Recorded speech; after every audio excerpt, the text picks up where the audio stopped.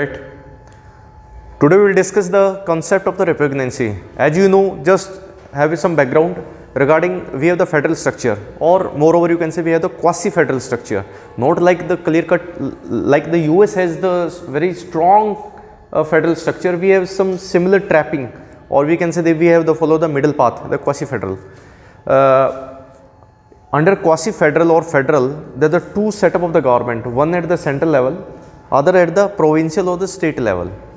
So we have such kind of setup just to demarcate the power, which power has which organs. Like the center has the power, exclusive power under list 1, under the given the 7th schedule. The state has power under the list 2, and the list 3, the concurrent list, where the both center as well as the state have the power. But when the two agencies, the power of centers on the same list, there might be chances of the confliction. So same way, to remove this anticipated confliction, there is a article 254 under Indian Constitution that talks about the repugnancy. Whenever a certain sports, if you take the case of education, the education was earlier in the state list, but during Indira Gandhi regime, the 5 entries including education that were taken to the list 3. If you see the entry 25 in your list 3 in your Bayrak, you will find the education. Education will lie under entry 25 in the list 3rd, the concurrent, where the center can make the law as well as the state can make law. If the two agencies simultaneously have competency to frame the law on the same topic, the 100% chances there might be confliction. Just to remove that confliction, obviously where there is a confliction, there would be a challenge in the court of law and the court will interpret accordingly. So the article 254, whenever the conflictions on a certain entry, the certainly up to the extent of repugnancy, contravention, if the simultaneously center has law, state has law on the same topic, up to the extent of the repugnancy, the central law will prevail. The state law will eclipse, will hide, right? So this is the doctrine of repugnancy. Certainly the state law or up to the extent of repugnancy has to go. So today we will discuss the case that recently decided on the 17th March 2023, Dr. Usha versus State of Kerala. This is a single bench decision. So I have already conveyed to you the meaning of the repugnancy. Now what is the matter? So simple. बिल्कुल इसको ऐसे समझिए simple तरीके से, ठीक है. This is the Kerala university of fisheries and oceanic science act 2010. ये एक स्टेट यूनिवर्सिटी है, केरला लेजिस्लेचर ने बना दी, जैसे आपकी यूनिवर्सिटी स्टेट लेजिस्लेचर ने बना रखी है. तो 2010 की इस्टेब्लिशमेंट है.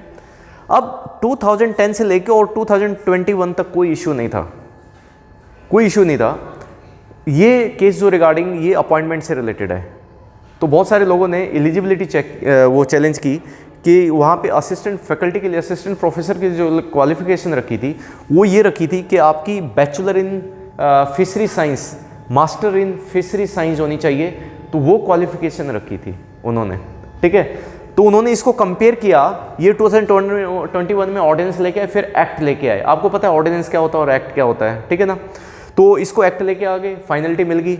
तो अब यहाँ पे इसमें सेक्शन 45A डाल दिया और उसमें बोल दिया कि जो फिशरी साइंस से जो करेंगे ना, approved by Indian council of agriculture research, तो ये आपकी जाके BPSC और आपकी MFSC 2 ईयर की, तो ये था. लेकिन ये जो लोग थे जो पहले के जो उसमें एलिजिबल थे, तो वो बोले कि नहीं, ये BSc 3 ईयर्स होना चाहिए और MSc 2 ईयर्स, तो 5 ईयर. लेकिन यहाँ इस नोटिफिकेशन इस सेक्शन के हिसाब से BPSc 4+2, तो 6 ईयर्स की एजुकेशन होनी चाहिए.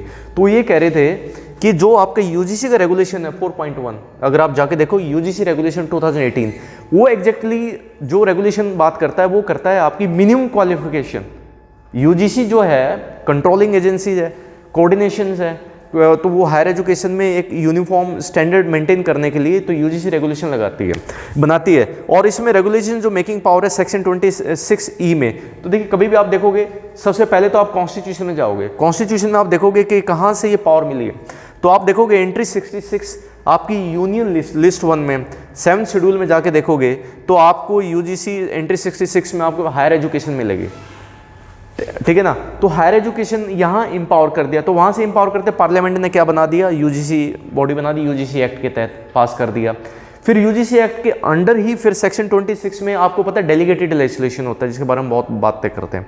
तो डेलीगेटेड लेजिस्लेशन में क्या है कि वो पावर दे दी, तो जो रेगुलेशन के तहत जो लॉ बनते हैं तो बेसिकली वो उस यूजीसी एक्ट के तहत ही बनते हैं, और ये बहुत सारे केसेस में पहले डिसाइड कर चुके हैं। एक मैंने आप लोगों को पहले वाइस चांसलर की अपॉइंटमेंट वगैरह बारे में भी बताया होगा केस ना, तो एक इसमें केस तो बहुत सारे हैं, जैसे ये गंभीरधन के गादवी वर्सेस स्टेट ऑफ गुजरात 2022 का केस आया था, है ना। तो ये मैंने बताया था कि जहाँ पे भी सेंटर और स्टेट के उसमें कन्फ्लिक्शन आता है तो वहाँ इशू क्या उठा था कि स्टेट का एक्ट, स्टेट ने क्लेम किया था स्टेट का एक्ट वो सुपरसीड करेगा यूजीसी के रेगुलेशन, सेंटर के रेगुलेशन से, पर नहीं, कोर्ट ने बोला कि नहीं, रेगुलेशन चाहे सेकंड डिग्री का लेजिस्लेशन क्यों ना, लेकिन वो बना तो उस सेंट्रल एक्ट के तहत है, तो उसकी जो पावर है वो उस एक्ट के तहत है, तो सेंट्रल उसको लॉ माना जाएगा और that will prevail over the state law, और वाइस चांसलर की अपॉइंटमेंट को स्ट्रक डाउन कर दिया था, है ना। तो यहाँ पे पेटिशनर ने उसी चीज़ को क्लेम किया कि अगर दोनों में कन्फ्लिक्शन है तो जो यूजीसी का रेगुलेशन है वो प्रिवेल करेगा, और यूजीसी का रेगुलेशन उस अपॉइंटमेंट में ये कह रहा था कि मिनिमम क्वालिफिकेशन 55 पीजी में चाहिए, और ये था। लेकिन यहाँ पे जो स्टेट ये कह रही थी कि हमारा ये जो एक्ट है, हमने इसमें क्या है कि फिशरी डिपार्टमेंट बनाया है, और फिशरी डिपार्टमेंट को पढ़ाने के लिए बेसिकली उसी बैकग्राउंड के टीचर हमने चाहिए, तो इसलिए हमने अमेंडमेंट किया, बीएससी वाले नहीं चाहिए, बीपीएससी वाले चाहिए, जो फिशरी साइंस में स्पेशलाइजेशन है तो वो चाहिए।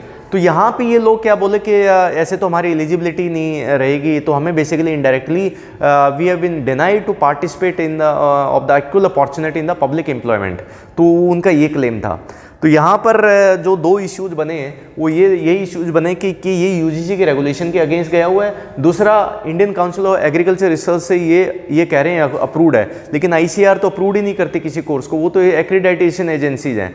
तो जैसे आपकी नैक की टीम आई है अभी यूनिवर्सिटी में, तो उन्होंने एक्रीडिशन दिया आपको B++, किसी को A, तो वो क्राइटेरिया उनका होता है। तो एक्रीडेटेशन देना अलग होता है और अप्रूवल देना एक अलग चीज़ होता है। एक ही इंस्टीट्यूशन बहुत सारी बॉडी से एक्रीडाइटेड हो सकता है, ठीक है।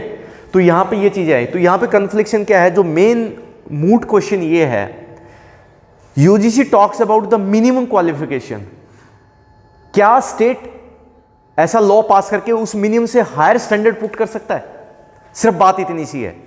तो कोर्ट ने साफ बोल दिया इस केस में कि यस, द स्टेट में put higher qualification, higher standard than the prescribed minimum qualification by the UGC, तो that can not be considered against और repugnant to the central law. It is supplementally, basically it is a beneficial to the student also, to the society also, कि भाई बच्चों को fisheries का specialisation course करा रहे हैं हम, बीएससी है, ये बीपीएससी और एमएफएससी, वो पढ़ाना उनको जाके, अगर एक सिंपल बीएससी वाला पढ़ाएगा और एक उसी स्पेशलाइजेशन का बंदा पढ़ाएगा तो बेटर मिलेगा, बेटर क्वालिटी मिलेगी। तो यहाँ पर कोर्ट ने इस चीज़ को बोला कि नहीं, minimum qualification talks about the minimum standard. If the state has, suppose मैं इसको एक सिंपल एग्जांपल से बात करता हूँ, UGC talks about the minimum 55% चाहिए आपको पीजी में।